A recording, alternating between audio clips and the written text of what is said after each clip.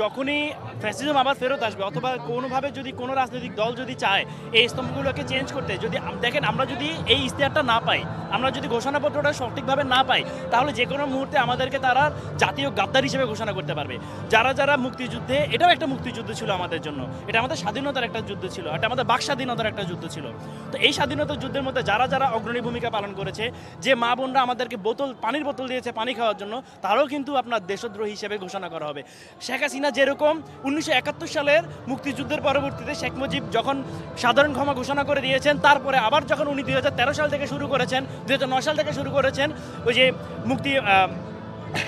যারা হচ্ছে যে পাক বাহিনী, যেমন আমাদের দেলাওয়ার হোসেন সাঈদী থেকে শুরু করে সকলকে যুদ্ধাপরাধী ঘোষণা দিয়ে যাদেরকে ফাঁসি দিয়েছেন, এই আবার একটা ফাঁসি কিন্তু হবে আবার এই 24-এর মানুষগুলোকে দিয়ে। আমরা চাই না বাংলার কোনো সাধারণ জনগণ যারা স্বাধীনতাকামী, যারা স্বাধীনতা চায়, তাদের আর ভবিষ্যতে কোনো রকম সমস্যা হোক না, নতুবা ভবিষ্যতে যখনই আবার কোনো অভ্যুত্থানের প্রয়োজন হবে তখন কিন্তু বাংলার সাধারণ জনগণ কিন্তু মাঠে নামবে না।